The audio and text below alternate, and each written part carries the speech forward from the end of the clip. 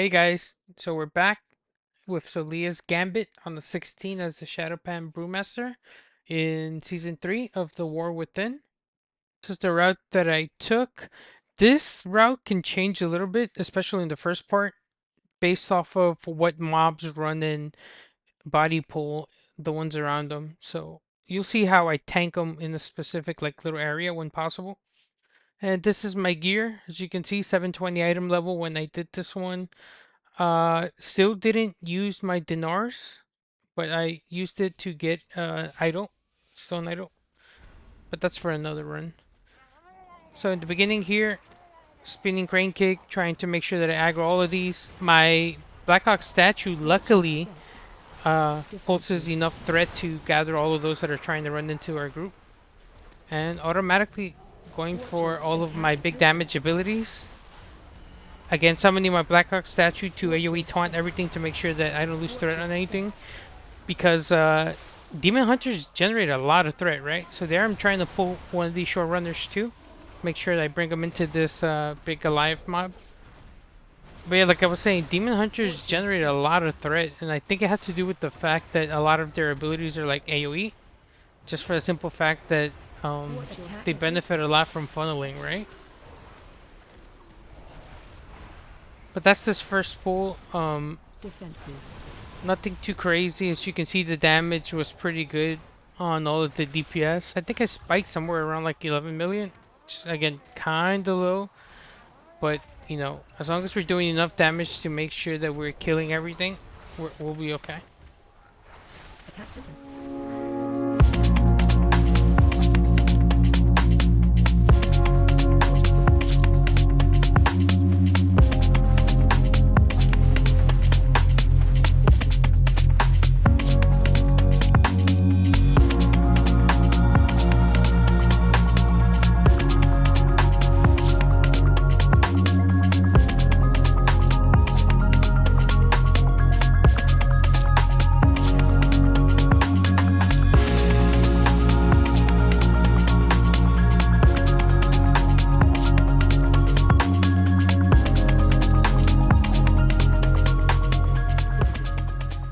These packs, I try to tank around this little island near this side.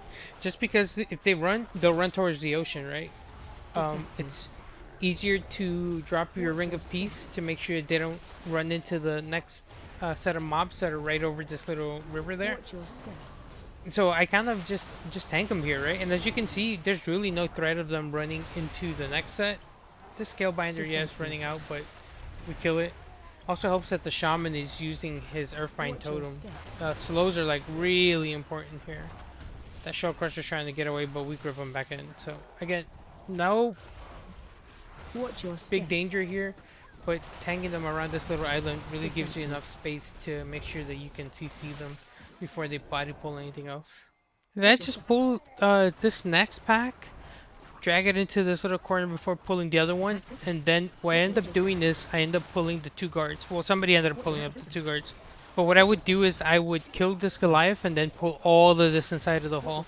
The reason for that is because it reduces the area where they'll run to.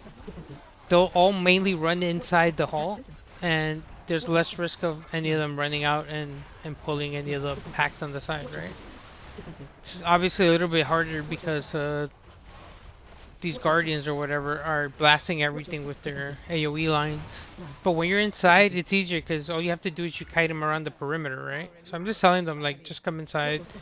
Let's tank all of this in here. And again, you see everything within the perimeter, and you just keep moving around, and you eventually clear everything, right?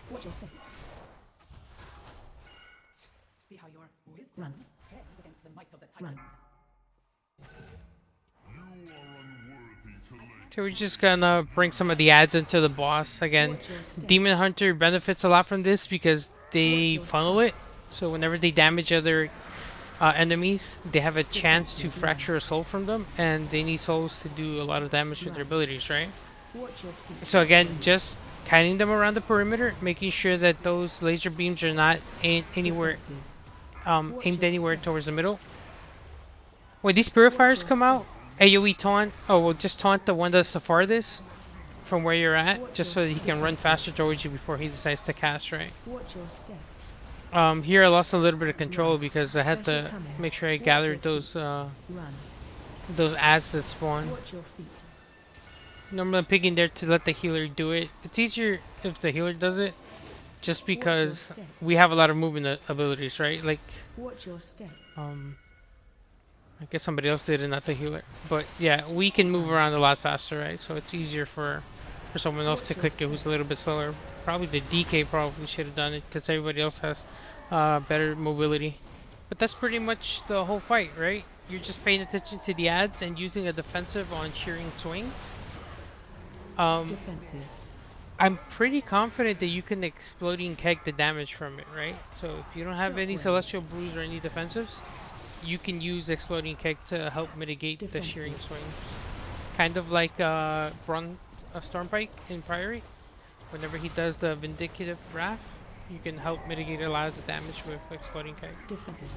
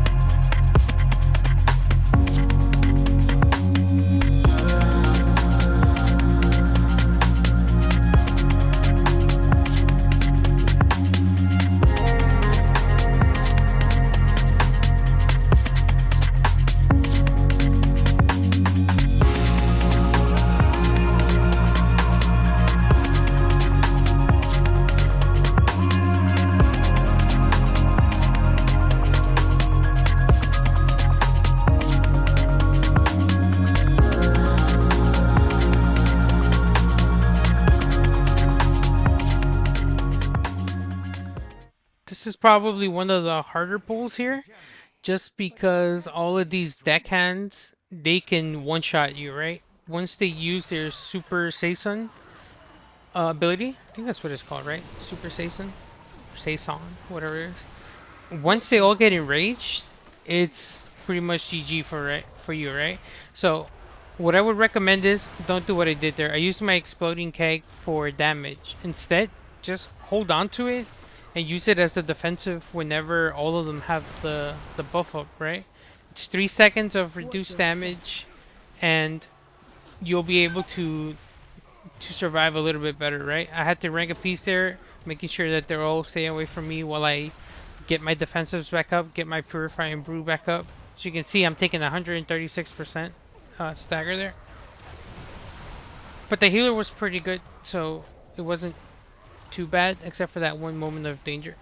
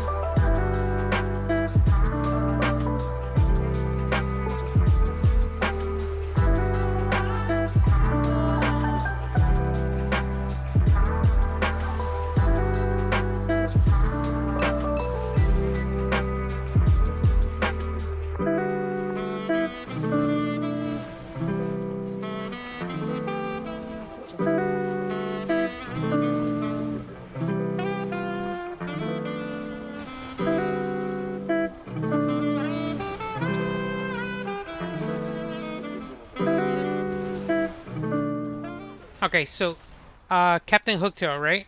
I think one of the major problems with this is that we run out of space, but I'm going to show you how I do it so that we can make the most use of the space that we have, right? So basically it's a zigzag pattern, right? So here we start in the back, right? I'm trying to make sure that I'm aiming it at all of them. I get them, run out, roll out. That's fine. Great. Now, what I do is I pull them forward and I ask the DPS to stand next to it. Bait Why? now. Because this frontal is not needed for anything, right? It's just a Reset frontal, command. right? Everybody can avoid it and we can bait out the circles. Right under the dragon or to the left of it, as you can see.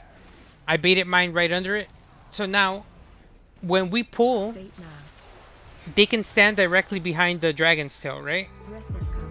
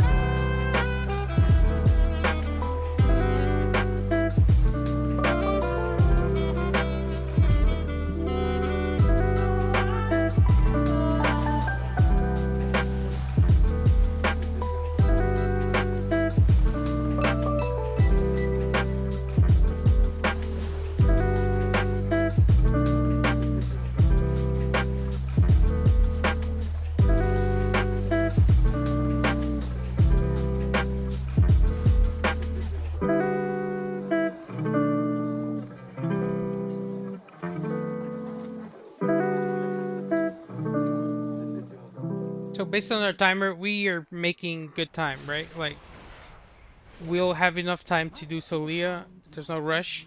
But you can drag this Starseer down after the first frontal and after the first wandering, what's it called? Target change. Wandering Pulsar. You can chain in the next pack, right? So everybody has to DPS the Pulsar, right? Like, forget the Starseer. If the Pulsar gets off too many hits, everybody's gonna die, right? Watch your So, again, clash into that just to pull it in a little bit. Our DK obviously can crit, right? He has the better crit. But now all you have to worry about is making sure that you kick the Unstable Rift, and whenever the Starseer spawns the Wandering Pulsar, target everybody change. just switches to it, right?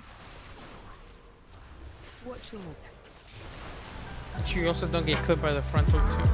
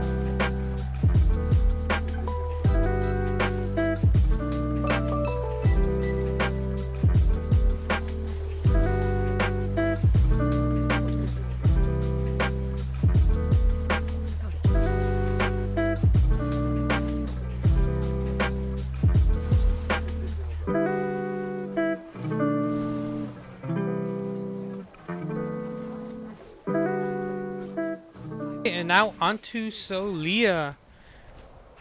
Just one quick tip: you can kite it, you can tank it next to this cart and this wall, just so that the assassins spawn right under you. special coming.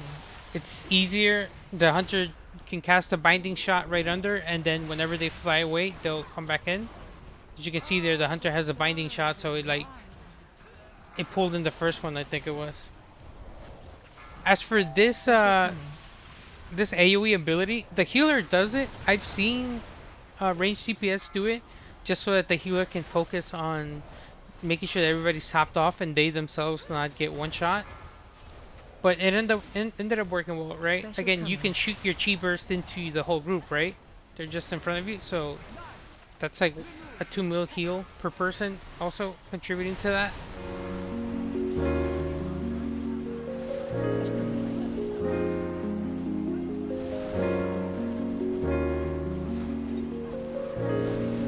Special command. Special command.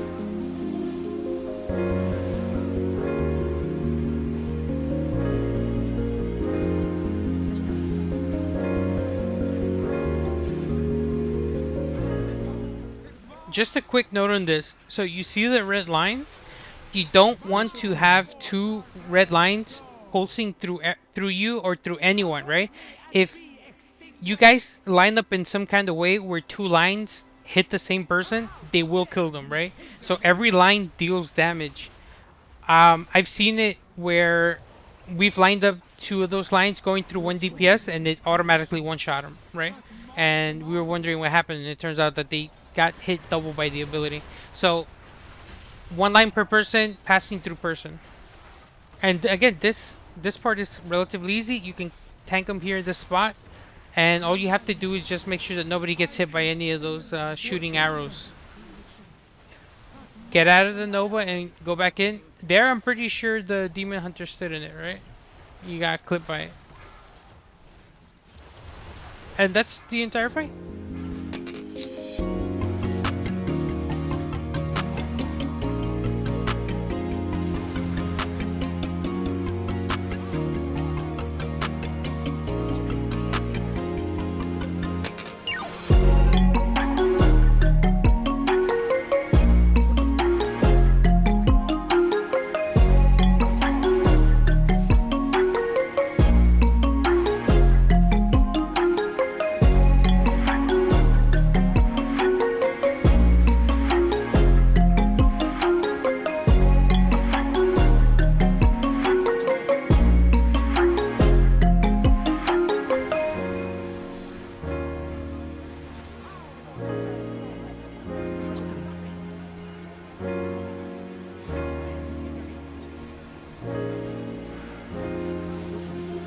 Special command. Special command. Special command.